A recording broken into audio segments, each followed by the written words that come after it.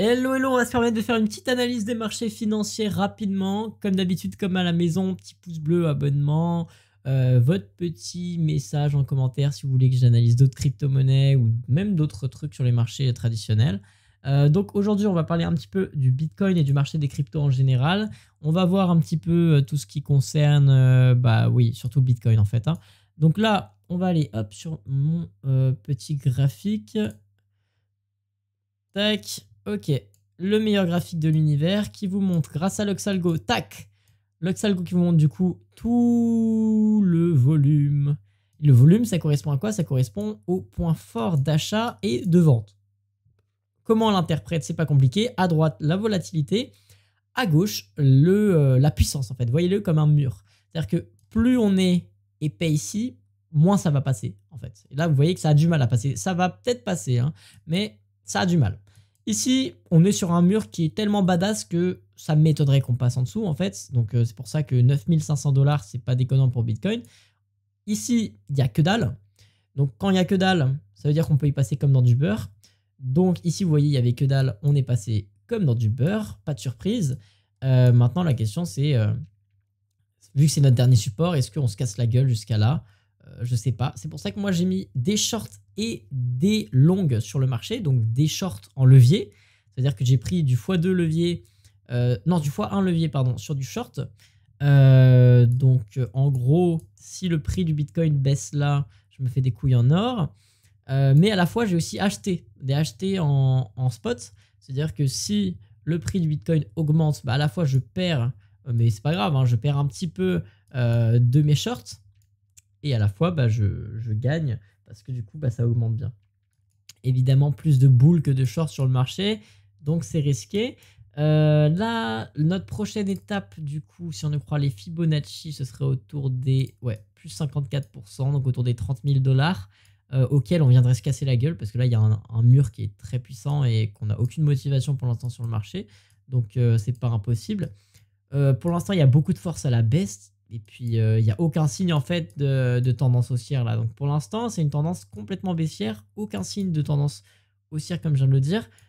Et une forte tendance à aller chercher les 9000 $. En tout cas, cette poche, c'est la poche de recharge la plus intéressante du monde. Donc entre 11 000 et 10 000 $, c'est le meilleur buy. Donc j'espère qu'on va y aller. Très honnêtement, j'espère vraiment qu'on va y aller. Comme ça, petit short, hop, je vends quand j'ai gagné mon short. Et ensuite, hop, ça remonte. Ce serait l'idéal. C'est ma stratégie. Après, ça se trouve, ça va faire l'inverse, hein, on verra. Qu'est-ce que je voulais dire? Oui, on peut regarder les autres cryptos, même si c'est useless, hein. Matic, poubelle, hein. Pour l'instant, c'est poubelle. Mana, bah, c'est poubelle aussi. Voilà, on va pas faire plus long là-dessus. Ethereum, il se débrouille plutôt pas mal. Là, c'est plutôt pas mal ce qu'il nous fait. Il respecte très bien ses points d'entrée, ses points de sortie, donc assez carré. Alors là, ce qu'on est en train de voir, c'est Ethereum inverse perpétual futur. Donc c'est pas la même chose, c'est par rapport au contrat futur. Donc là, très bien, très belle performance. Ça, c'est le Nasdaq, donc vous vous en foutez. Ah oui, ça c'est pas mal. Quand on regarde en journalier, pour que je vous dise au court terme, est-ce que ça va augmenter ou pas. Je vais vous dire au court terme. Alors, tac, tac, tac. Et bah au court terme, c'est dégueulasse, donc on va pas dire grand chose. Ok, là il y a un short tac. Ok. Donc là, clairement, on a la conquête des 28 000 $ qui va être faite. C'est sûr, en fait, quand on a un gap aussi énorme, il est toujours rebouché. Donc on ira un de ces quatre à 28 000 $. Genre, je sais pas si ce sera dans 10 ans ou dans 2 semaines. Ça m'étonnerait que ce soit dans 2 semaines, mais on ira. Sauf si le marché s'écroule, évidemment. Et après, là, bah, on voit un triangle, je crois, mais ça veut plus rien dire, hein, les triangles, vous savez. Mais je le fais quand même pour le plaisir de vos yeux parce que vous aimez bien ça. Évidemment, on se met en mode ligne. Hop, je fais un truc de débutant là. Hop, on se met en mode ligne. Est-ce que c'est plus pertinent comme ça? Ouais, c'est pas très pertinent quoi qu'il arrive là, j'ai l'impression. Ouais, ok. C'est pas super pertinent là quand même, hein, ce que je suis en train de faire, mais je vous le fais parce que je sais que vous aimez bien. Hop, ensuite, tac, comme ceci, et voilà. Bon, voilà, ok. On a une construction triangle, t'as 50-50 à la hausse, à la baisse, au final ça sert à rien de le faire. Là quand même on est plus haussier que baissier sur cet aspect là. Malgré tout on a aucune tendance qui nous montre. Il y a aucun, en fait, il y a aucun gap là. Il y a aucun trou dans le marché. Donc pour l'instant, on est toujours en short quoi. Après, la pente, elle est pas si loin. Vous voyez, on est à moins 20%. Ouais, ok. C'est pas. Il y a beaucoup de volume quoi. Il y a beaucoup de volume, donc c'est pour ça que ça bouge pas beaucoup. Là, ça va péter. Ça va péter ou à la hausse, à la baisse. Et on a un gros mur à 25 000. Donc, je vois pas dans quelle mesure on peut faire un truc très intéressant. À voir. Écoutez, à voir. En tout cas, on a cette reconquête-là, pardon. Est-ce qu'on a une reconquête vers le bas? Non. On a une reconquête vers le haut aussi, qu'on n'est jamais allé chercher, qui est à 35 000 $, 34 000 $, oui. Ok, pour l'instant, c'est pas envisageable, hein, évidemment, parce qu'on a un nuage.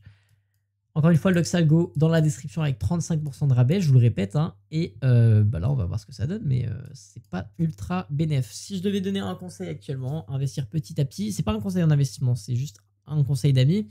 Moi, personnellement, ce que je fais, c'est que j'investis toutes les semaines une petite quantité à la hausse et je garde des paris à la baisse sur le Bitcoin au cas où ça crache un de ces quatre. Comme ça, je sauve les pots cassés. Voilà. Et puis, bien sûr, plus ça descend, plus tu investis. Évidemment que sur des points majeurs, c'est-à-dire que tu vas pas investir là, parce que là, ça sert à rien d'investir. Par contre, tu vas investir là.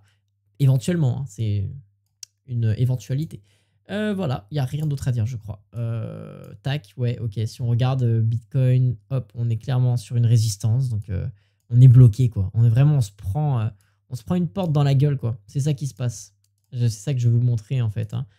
Moi, je regarde en monthly toujours, parce que c'est plus pertinent, mais clairement, voilà, on est Spider Conception. Je sais pas si c'est très utile de le faire, mais voilà. Là, les marchés sont plutôt à la hausse. Hein. Ça me fait chier parce que j'ai été interdit là. Je pouvais pas faire de virement à cause d'un petit bug chez ma banque. Et ça me fait chier parce que le Nasdaq, il était ouf. Pas raconter ma vie, mais quand même. Voilà, le Nasdaq, il était pile poil là. Le Nasdaq, il était là, juste en dessous. Et je me suis dit, putain, là, il faut que j'investisse. Hop, je vais faire l'achat. Ça passe pas parce que problème bancaire, je sais pas quoi.